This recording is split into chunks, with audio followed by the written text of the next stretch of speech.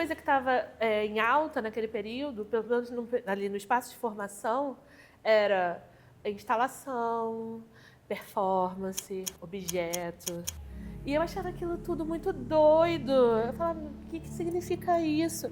Porque eu não tinha, na minha rotina familiar, o hábito de frequentar museu, de viajar, de ir à Bienal. Não, inclusive eu vi uma entrevista sua, quando a minha mãe falou que vocês foram comprar, acho que um lápis. E o lápis custava R$10. Absurdo. Ela falou, como assim? Se seu lápis custa R$10, eu não tenho condições. Se eu for onerar com super materiais caríssimos, você vai fazer tão pouco que você não vai poder esquentar sua mão o suficiente para fazer um trabalho bacana. Pelo menos assim, o meu processo de pintura, ele precisa muito do excesso da repetição. Na história da pintura existe a paleta reduzida, né? Que são muito terrosos, o ocre, terra de siena, o preto e o branco. E eu tenho essa série que chama Paleta Utilitária, que parte justamente dessa paleta e usa isso como a carnação das minhas figuras. Então você vê um excesso de marrons e acinzentados também. Porque eu mesma, eu não sou tão amarronzada, eu sou meio esverdeada. A gente tende a achar que todo mundo tem uma paleta muito específica, mas dentro desse espectro amarronzado existem muitas variações. Como que ela funciona, a pesquisa do trabalho, a pesquisa da imagem?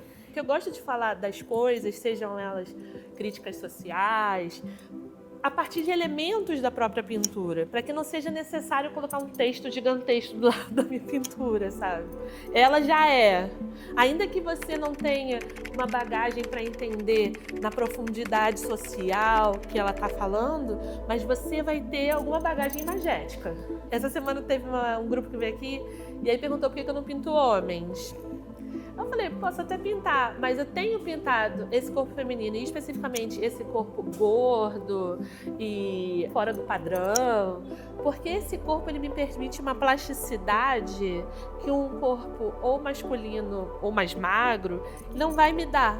Porque me interessa essa pele que cai, me interessa essa mama que não tá onde as pessoas gostariam que ela estivesse, porque nunca esteve lá, né? Então, na verdade, não. Na verdade, é um convite a você ter vontade de tocar nesse corpo que provavelmente lá fora você nem gostaria de passar perto. Tem uma pintura que foi para Los Angeles, antes dessa minha exposição, que chama O Muro. Ela é bem grande. E isso aqui, na verdade, é o croquis dela. E o croquis dela, em vez de ser uma aquarela, era assim, ó. Isso aqui é uma massa de modelar que não fica dura. Coloquei aqui. E aí eu fui trazendo essas luzes e tal. E era o meu croquis. Ela tem, parece meio que um relevo. Eu acho que isso vai muito também desse lugar que você está falando, esses corpos que eles querem ser tocados. Isso! Que eles, né? Ela falou, toda vez que eu lia alguma coisa sobre você, era sempre alguém falando, porque essa artista periférica, essa artista suburbana, e davam tanta ênfase a isso.